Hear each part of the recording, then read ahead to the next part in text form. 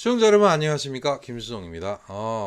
일단 제가 평양에 건너가서 일단 북한에 건너가서 이야기 계속 이어갈 텐데, 전 시간에 이야기했죠. 평양역에서 먹었던 카스테라, 그리고 처음으로 만 트러리 버스, 이 더듬이가 달린 버스 이야기를 했는데, 사건이 벌어졌어요. 어떤 사건이냐면, 그때 당시 같이 배를 타고 갔던 저청년 간부 자녀들이 있다고 했잖아요. 그 형님하고 누나들이 일단 그 형님 누나들은 먼저 와서 평양에서 그 합숙, 그들이 이제 거처를 해야 되는 합숙에 갔다가 지네끼리 알아가지고 다시 역으로 온 거예요. 근데 그 다음에 그게 난리가 난 거예요. 이 사람들 그때 한 5명, 6명 정도 되는데, 그분들이 그 할아버지를 다시 한번 보고 싶다고. 그러니까 순수한 마음이에요. 예, 다른 마음은 없고, 그래도 헤어질 때 그냥 급작스럽게 헤어지다 보니까 제대로 인사를 못 드렸다 해가지고, 당시 그 우리 할아버님께서, 조부님께서 그 기국선이라고 하죠. 기국선 그 단장의 직책도 맡고 계셨고,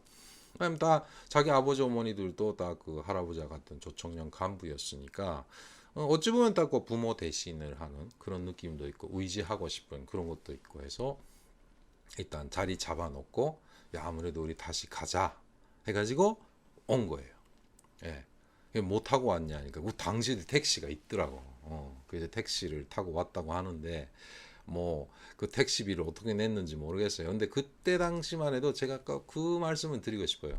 북한 주민들이 70년대 당연히 그때도 뭐 내적인 균열, 제도 하에서 이런 균열이라든가 그런 통제는 엄청 심했죠.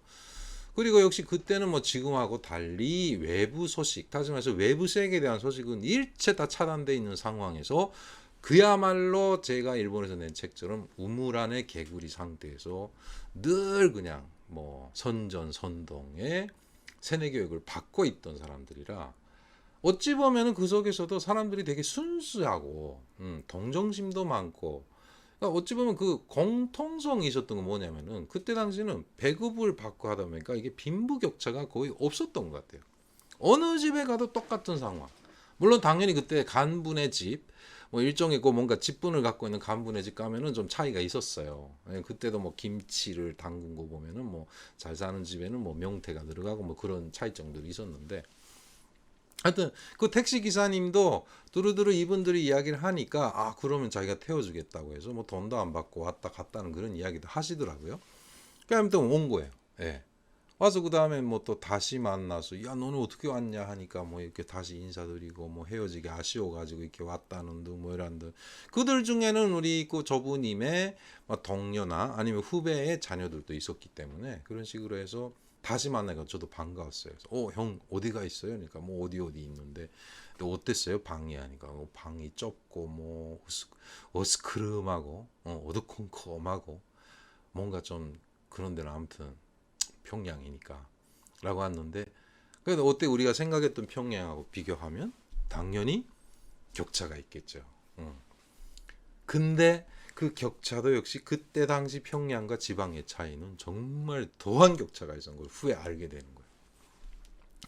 그래서 그 형 누나들하고 한참 이야기하다가 뭐 집 어디냐, 그러니까 뭐 어디다, 뭐 평촌구역 어디다 뭐 해가지고, 일단은 후에 어떻게 연계를 가져가지고 놀러 오겠다 해서 결국은 와요. 그 형님들이 자수해서 뭐 토요일이나 일요일 때 뭐 대학에 안 간 사람들 쉬는 날이니까 뭐 몇 명서 올려서 같이 집에 놀러 와서, 우리 집엔 그때 뭐 말씀드렸지만 컵누들도 있었고, 컵라면, 그 다음에 뭐 여러 가지 일본 인스턴트 식품들이 있었으니까 많이 가져와서, 근데 그걸 같이 먹으면서 내가 몰래 숨겨가지고, 가져왔던 일본 만화책도 보고, 저녁 시간을 즐겁게 보내다 가기도 하고, 하룻밤 같이 자기도 하고, 뭐 이렇게 뭔가 유일하게 뭔가 제 마음을 그 느긋하게 해주는, 그런 위안이 되는 시간이 있었어요. 예.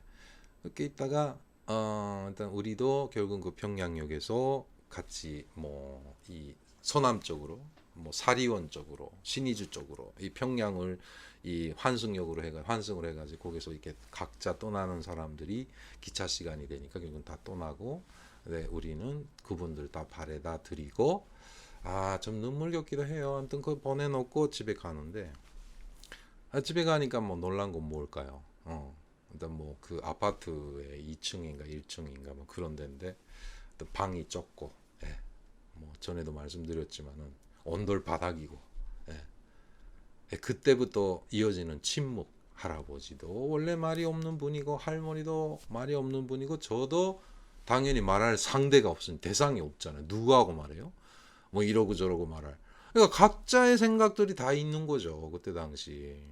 근데 유일하게 제가 그때 느낀 건 그겁니다. 저는 10대였어요. 지금 현재 보면 북에서 오신 분들 여기서 젊은 친구들이 적응이 빠르잖아요. 네, 저도 똑같아요. 거기에서 그런 것이지만 한 2년 정도 지나니까 같이 북한 애들하고 같이 뒹굴면서 놀기도 하고, 예, 뭐 좀 방송에서 말하기 그렇지만은 그때 당시 그 북한 애들이 담배 피우는 거 보고 같이 따라 피우기도 하고 뭐 이렇게 적응을 해 나가는 과정이 되는데요. 어른들, 특히나 나이 드신 고령인 우리 저 부모님들의 정신적 데미지는 아마 형언키 어려웠을 거라고 생각을 합니다. 그거를 서로에게도 말 못하고 어디 나가서도 표현을 할 수 없었던 그때 당시 할아버지 할머니는 결국 불행하게도 1년 반 만에 두 분 다 돌아가시게 되거든요. 예. 뭐그 1년 반이 지나기 전까지의 이야기를 다음 시간부터 또 이어나가도록 하겠습니다. 네, 안녕히 계십시오.